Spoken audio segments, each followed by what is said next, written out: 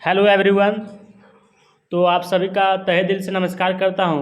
तो मैं आज फिर से आप लोगों के लिए बिहार सिविल कोड का प्रैक्टिस सेट जो क्लास सब्जेक्ट हिंदी का होता है, मैंने अभी प्रैक्टिस सेट 13 करवा चुका हूं हिंदी का, और मैं आज प्रैक्टिस सेट 14 करवाने जा रहा हूं। तो अभी हमारे इस चैनल पर जो नए स्टूडेंट ज्वाइन हो रहे हैं, तो हमारे चैनल को अवश्य सब्सक्राइब कर लें, ताकि आपके पास हर रोज़ सबसे पहले आपके पास नोटिफिकेशन जाए और सबसे पहले इस वीडियो का एक्सप्लेनेशन का आनंद आप ले सकें। तो चलिए एक्सप्लेनेशन करते हैं टाइप मतलब प्रैक्टिस सेट नंबर 14 का। चलिए, तो हमारे चैनल को जो अभी तक सब्सक्राइब नहीं किया अवश्य सब्सक्राइब कर लें। और साथ ही साथ मैं यहाँ बता देना चाहता हूँ कि जो अभी तक हमारे टेलीग्राम से ज्वाइन नहीं किए हैं वो अवश्य जाके ज्वाइन कर लें, ताकि आपको कोई भी मतलब हिंदी का अभी तक करवा चुके हैं 13 सेट, 14वां चल रहा है अभी।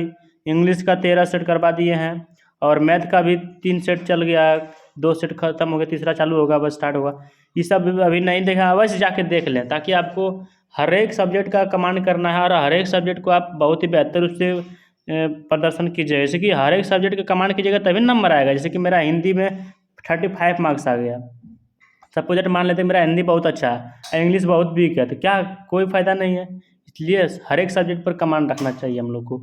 तो इंग्लिश मैंने इतना ही बेहतरीन रूप से एक्सप्लेनेशन किया हूँ, तो आप वहाँ जाके हमारे प्लेलिस्ट से ज्वाइन करके अब देखिए कि कितना कितना बढ़िया से एक्सप्लेनेशन किए हुए हैं, बहुत ही बेहतरीन रूप से। आपको लगेगा कि हाँ सर बहुत ही अच्छे रूप से आप किए हुए एक्सप्लेनेशन। और आपको यहाँ बता देना चाहता हूँ कि इंग्लिश हिंदी का जो प्रैक्टिस अभी 14 हम करवा रहे हैं, इसमें आपका 35 क्वेश्चन होता है, उसमें से आप बताइएगा कि कितना आपका सही होता है, कमेंट में ज़रूर बताइएगा, ठीक। तो हमें भी पता होगा कि हाँ हमने प्रैक्टिस सेट नंबर 14 करवा रहे हैं, तो कुछ आप लोग ध्यान दे रहे हैं ज़रूर, कुछ आप लोग पढ़ाई कर रहे हैं बहुत ही बेहतरीन रूप से। चलिए, तो आज हम प्रैक्टिस सेट नंबर 14 स्टार्ट करने जा रहा हूँ। तो पहला क्वेश्चन आपके स्क्रीन पर दिया गया है, तो बताइए आप सबसे पहले इसका आंसर। क्वेश्चन आपका है कि निम्न में से तत्सम शब्द क्या है। तो तत्सम शब्द इसमें कौन सा, बताइए। निराशा है। तत्सम शब्द किसे कहते हैं बताइए। वे संस्कृत शब्द जो मूल रूप में ही हिंदी में प्रयोग किए जाते हैं उसे क्या बोलते हैं, उसे तत्सम शब्द कहते हैं। चलिए next question, 2 number question 2 number है, निम्न में से तद्भव शब्द क्या है। तद्भव किसको बोलते हैं जानते हैं। वे संस्कृत शब्द जो मूल रूप से परिवर्तित होकर हिंदी में प्रयोग किया जाए तद्भव कहते हैं। तो इसमें तद्भव जो है आपका है सांप, इसलिए इसका right answer option number D हो जाए, 2 का डी। नेक्स्ट क्वेश्चन आपके स्क्रीन पर दिया गया है, 3 नंबर क्वेश्चन। सकाम का विलोम शब्द क्या होता है बताइए। तो सकाम का विलोम शब्द होता है निष्काम, इसलिए 3 का right answer option number C हो जाएगा। और सुकर्म का विलोम शब्द जो होता है कुरकम भी होता है। तो अगला चलिए, और फल का विलोम भी बोल सकते निष्फल होता है, इसलिए निष्काम मेरा राइट आंसर होगा सकाम का। नेक्स्ट क्वेश्चन जो आपके स्क्रीन पर दिया गया है, और शुरू से अंत तक आप अवश्य बने रहें, ताकि आपको भी पता चल जाए कि कैसे एक्सप्लेनेशन किया जाता है और कैसे सर करते हैं एक्सप्लेनेशन, बहुत ही अच्छा लगेगा। इंग्लिश में आप लोग ये ना सोचिएगा कि एक्सप्लेनेशन शुरू में नहीं अच्छा लग रहा है, नहीं समझ आ रहा है, पहले आप तो रुकिए, थोड़ा अंत तक तो देखिए कितना बेहतरीन रूप से समझाया जाता है, इतना बेहतरीन रूप से। तो एक ऑप्शन के बारे में बताते हैं। तो चलिए 4 नंबर देखिए, निम्न में से शुद्ध वर्तनी वाला शब्द क्या है बताइए, इसमें शुद्ध कौन सा है। तो आप देखिए आकृष्ट इसी तरह लिखाया जाता है, वाकर कोरिकर आधा सोड आकृष्ट होता है। तो इसी प्रकार से मेरा ये सही हो जाएगा। देखिए रेप कहाँ से आएगा, इसलिए मेरा ए गलत हो गया। देखिए क्रॉस संयुक्त दे दिया है यहाँ, इसलिए ये बी भी गलत हो गया। इसलिए यहाँ तालम से दे दिया डी में, इसलिए मेरा डी गलत हो गया। इसलिए मेरा राइट आंसर क्या होगा, 4 का सी हो जाएगा। चलिए नेक्स्ट क्वेश्चन एक स्क्रीन पर दिया गया है, सबसे पहले आप उसके आंसर का जवाब दीजिएगा। जो कम जानता हो वाक्यांश का अर्थ क्या होता है। तो जो कम जानता हो उसके अल्पयज्ञ नहीं बोलते हैं, इसलिए मेरा right answer option number D अल्पयज्ञ है। जो कम जानता है उसे क्या बोलते हैं, अल्पयज्ञ। और जो बिना वेतन का कार्य करता है उसे अवैतनिक बोलते हैं ना। चलिए नेक्स्ट क्वेश्चन आपके स्क्रीन पर दिया गया है, 6 नंबर। घोड़ा का पर्यायवाची शब्द क्या होता है बताइए। तो जो घोड़ा का पर्यायवाची शब्द होता है वाजी होता है, इसलिए ऑप्शन नंबर डी। अश्व भी होता है, क्या होता है, अश्व होता है, वाजी होता है, घोटक होता है होता है, संधव होता है। मतलब जो मेरा ऑप्शन में था जो वाजी है, तो वाजी मेरा ऑप्शन होगा। चलिए नेक्स्ट क्वेश्चन 7 नंबर है कि पृथ्वी अल्प किसकी रचना है बताइए। पृथ्वी अल्प जो है गिरिजा कुमार माथुर की रचना है, इसलिए 7 का राइट आंसर क्या हो जाएगा, ऑप्शन नंबर बी। इनकी अन्य रचना, इसका अलग अलग रचना है, किनका, गिरिजा कुमार माथुर का। कौन कौन सा रचना है। तो इनका रचना है कल्पांतर, शिलापंख, चमकीले, नाश और निर्माण। ये सब इनका क्या है, रचना है, अलग अलग रचना है। चलिए 8 नंबर, विद्वान का समानार्थी शब्द क्या है, मतलब पर्यायवाची शब्द। तो विद्वान का समानार्थी शब्द क्या होगा बताइए। इसलिए विद्वान का क्या होता है, उपस्थित होता है, इसलिए 8 का बी हो जाएगा आपका। चलिए 9 नंबर क्वेश्चन आपके स्क्रीन पर दिया गया है, और शुरू से अंत तक हमेशा बने रहिएगा, तब आपको पता चलेगा हमने और आपने कितना एक्सप्लेनेशन का सही से रूप से आप समझ पाएँ और आप कितना सही कर सकें। 1 से लेकर 35 आप बताइए कमेंट में कितना आप नंबर लाते हैं, बताइएगा। ठीक, आसमान पर चढ़ना मुहावरा का अर्थ क्या होता है। तो आसमान पर चढ़ना मुहावरा का अर्थ क्या होता है, अत्यधिक प्रशंसा करना।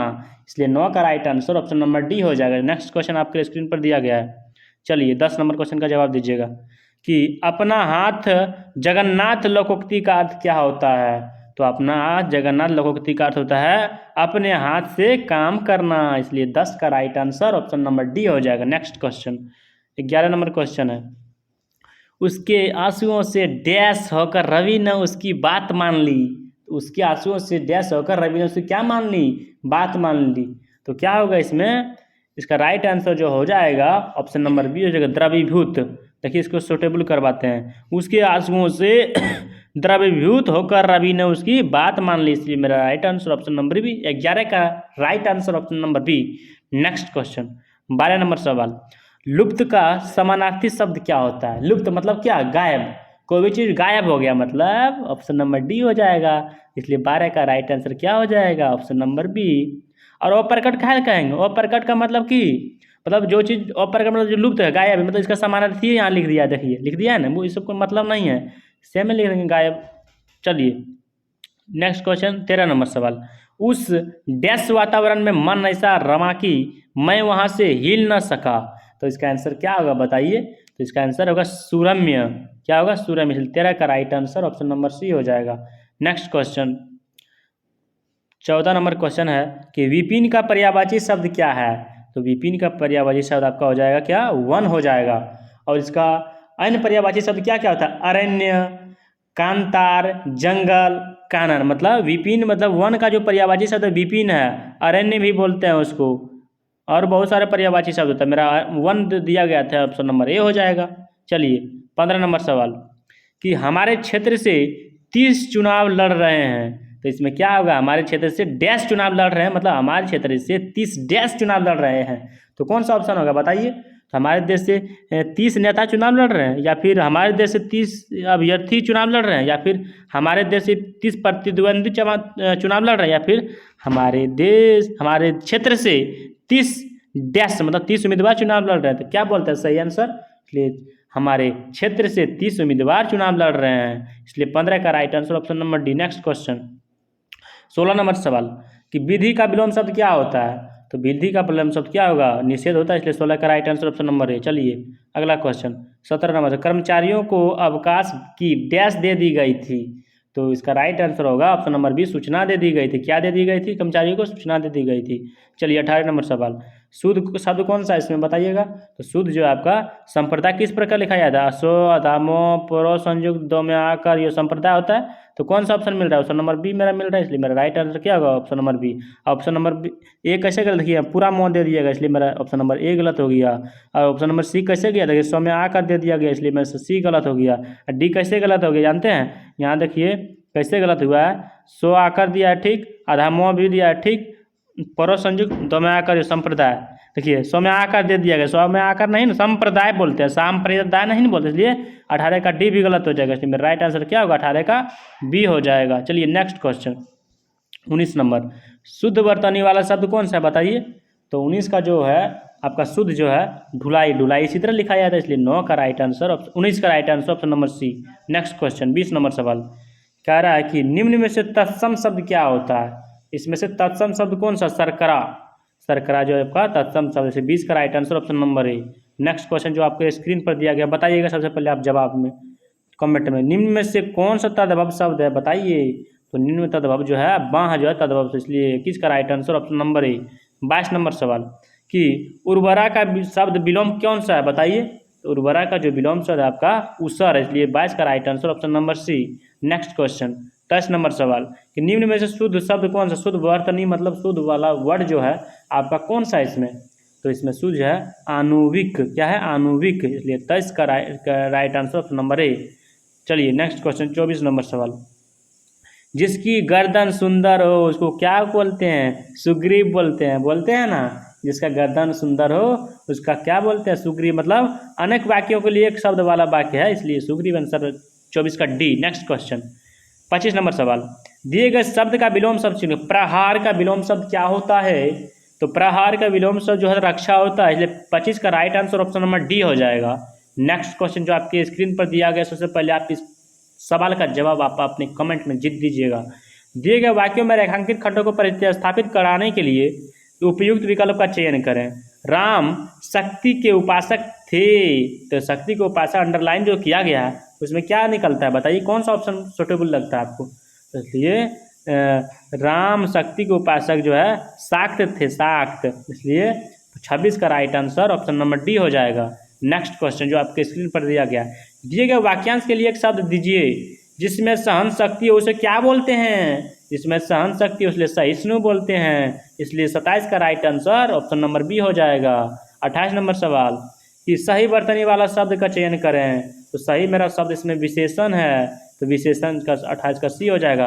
विशेषण कैसे लिखता है? वो मैं सही का तालम सो में आयकार मूर्धन सो और मूर्धन्य लिखते हैं ना, इसलिए मेरा right answer option number C हो जाएगा 28 का। चलिए 29 नंबर सवाल। 29 नंबर सवाल क्या है कि निम्नलिखित में से उस विकल्प का चयन करें जो भैंस के आगे बिन बजाना मुहावरा का अर्थ व्यक्त करता है। तो भैंस के आगे बिन बजाना मुहावरा का अर्थ क्या होता है? मतलब मूर्ख के सामने ज्ञान की बातें करना, इसलिए 29 का राइट आंसर क्या हो जाएगा? ए नंबर। नेक्स्ट क्वेश्चन जो आपके स्क्रीन पर दिया गया है, बताइएगा आप कमेंट में आंसर। दिए गए शब्द के पर्यायवाची शब्द क्या होगा? मतलब पर्यायवाची शब्द का चयन करें। इंद्र का पर्यायवाची शब्द क्या होता है? आप लोग तो जानते हैं, इंद्र का पर्यायवाची शब्द होता है सुरपति, अमरपति, पुरंदर, देवपति। तो कौन सा हमारा ऑप्शन दिया गया है? बताइए, सुरपति दिया गया है, इसलिए 30 का राइट आंसर क्या हो जाएगा? डी हो जाएगा। नेक्स्ट क्वेश्चन जो आपके स्क्रीन पर दिया गया है, बताइए निर्देश 31 से 35 निम्नलिखित पदांश, मतलब देखिए पदांश मतलब गद्यांश होगा, मिस्टेक यहाँ कर दिया गया है। पदांश को ध्यानपूर्वक, मतलब गद्यांश को ध्यानपूर्वक पढ़िए और दिए गए प्रश्नों का उत्तर दीजिए। चलिए देखते हैं, पढ़ते हैं अब क्या है। क्या है? बढ़े चलो चले चलो, प्रचंड सूर्य ताप से न तुम जलो, न तुम गलो पहाड़ से चली नदी, रुकी नहीं कहीं जरा, गई जिधर उधर किया जमीन को हरा भरा, जली समान रूप से जली का न ख्याल कर, मगन रही निनाद में जमीन पर पहाड़ पर, उसी तरह चले चलो, उसी तरह बढ़े चलो, जलाओ दिल के दाग से बुझे दिल के दीप को। चलिए आगे पढ़ते हैं। और आगे क्या है? दीप को तो पढ़ लिए, उसका आगे जो दूर है उन्हें भी खींच ले लो जरा समीप को, सही जमीन की तरह डरो न आसमान से, जलो तो आन बान से, बुझो तो एक शान से, अखंड दीप से जलो सदा बाहर से खिलो। चलिए इसका जो पढ़े थे इसका एक्सप्लेनेशन वो आप क्वेश्चन को बताइएगा। आप पहले कमेंट में बताइएगा कि आपका जो गद्यांश का होता है कितना आपको सही होता है, बताइएगा। बुझे दिलों का आशय क्या है? तो बुझे दिलों का आशय क्या है बताइए? तो जो हस्तो सहित है, इसलिए 30 का राइट आंसर क्या होगा? डी हो जाएगा। देखिए इसका एक्सप्लेनेशन करते हैं। इस काव्य मतलब प्रस्तुत काव्यांश में कवि ने मनुष्य की उदारता, यश व प्रचंड कर्मशील रूप को चित्रित किया है। वह हमें बुझे दिलों अर्थात निराशा में घिरे लोगों जो मतलब जो हतोत्साहित है के जीवन में खुशियाँ और उत्साह भर देने की प्रेरणा दे रहा था ना, प्रेरणा के बारे में बता रहे थे। चलिए 32 नंबर सवाल का जवाब दीजिएगा आप कि कवि ने किन किन से प्रेरणा लेने की बात कही है। कवि ने बताइए किन किन लेने की प्रेरणा की है। तो प्रस्तुत काव्य मतलब इस काव्यांश में से यह स्पष्ट होता है कि कवि ने मनुष्य को प्रकृति के सूर्य, दीप एवं नदी आदि से प्रेरणा लेने की सीख दी है। इसलिए क्योंकि प्रकृति के ये उत्पादन सदैव बिना किसी भय के अपने कर्मपथ पर अडिग होकर चलते रहते हैं, इसलिए क्या होगा? सूर्य, दीप और नदी। इसलिए 32 का क्या हो जाएगा आंसर? ए हो जाएगा। नेक्स्ट क्वेश्चन 33 नंबर बताइएगा। अखंड दीप से जलो में अलंकार कौन सा अलंकार है बताइएगा? इसलिए 33 का जो उपमा अलंकार है, देखिए कैसे अलंकार है। इसमें जो है जो व्याख्या किया गया था, ऊपर में ग्रांथ पढ़ते हैं उसको। प्रस्तुत काव्यांश की अंतिम पंक्ति अखंड दीप से जलो में उपमान की समानता, मतलब उपमा और उपमान की समानता व्यक्त की गई थी, इसलिए यह उपमा अलंकार है, इसलिए 33 का राइट आंसर ऑप्शन नंबर है। नेक्स्ट क्वेश्चन जो आपके स्क्रीन पर दिया गया है 34 नंबर क्वेश्चन, कवि ने कैसे बूझने के लिए कहा, बताइए कवि ने कैसे बूझने के लिए कहा, इसका एक्सप्लेनेशन पढ़ता हूँ, आप बहुत ही बेहतरीन रूप से समझ पाएंगे। प्रस्तुत काव्यांश में कवि ने स्पष्ट रूप से बताया है कि मनुष्य को आत्मविश्वास के साथ शान से जीना चाहिए ताकि उसके जीवन से सभी प्रेरणा ले सकें और जब मृत्यु हो तो वह भी यश से गौरवान्वित हो, इसलिए 34 का राइट आंसर क्या है, शान से, इसलिए 34 का right answer option number. Question क्या है, कवि ने कैसे बुलाने के लिए शान से। नेक्स्ट क्वेश्चन, लास्ट क्वेश्चन जो हमारे 35 नंबर क्वेश्चन है और प्रैक्टिस नंबर मेरा 14 है, उसका लास्ट सवाल है। काव्यांश का मूल भाव क्या है बताइएगा, काव्यांश का जो मूल भाव था इसका व्याख्या पता समझ के बताइएगा आंसर। प्रस्तुत काव्यांश से स्पष्ट है कि मनुष्य को बाधाओं की परवाह न कर निरंतर आगे बढ़ते रहना चाहिए, अर्थात अपने कर्मों से प्रेम व स्नेह के दीप जलाने चाहिए जिससे ईर्ष्या रखने वाले लोग भी आपके समीप आ जाएं और निराश लोगों के जीवन में भी उत्साह भर जाए। अतः काव्यांश का मूल भाव है कि मनुष्य को कर्मशील जीवन जीना चाहिए। क्या जीना चाहिए, मनुष्य को कर्मशील जीवन जीना चाहिए, इसलिए 35 का आंसर क्या हो जाएगा मेरा, बी हो जाएगा। चलिए आपको यदि हमारे प्रैक्टिस सेट नंबर हिंदी का प्रैक्टिस सेट नंबर कितना 14, यदि हमारे प्रैक्टिस सेट नंबर आपको बहुत ही अच्छा लगा होगा तो अपने दोस्तों के साथ शेयर कीजिएगा और खुद से अपने से भी लाइक कीजिएगा और अपने संगत साथी जितना भी साथ पढ़ते हैं उनको बताइएगा कि बेस्ट रैंक का स्टडी में एनी कॉम्पिटिटिव एग्जाम का प्रैक्टिस सेट कराया जाता है। साथ ही साथ का आपका जो डिमांड रहेगा तो कोई भी एनी कॉम्पिटिटिव एग्जाम का तो उसका जरूर प्रैक्टिस करवाएंगे। और इसी प्रकार से पहले बिहार सिविल कोड का सभी प्रकार का प्रैक्टिस सेट कंप्लीट हो जाएगा तो अदर एग्जामिनेशन का प्रिपरेशन का प्रैक्टिस सेट करवाएंगे। तो इसी प्रकार से आप लोग जुड़े रहिएगा, मिलेंगे नेक्स्ट वीडियो में, तब तक के लिए इतना ही, जय हिंद जय भारत।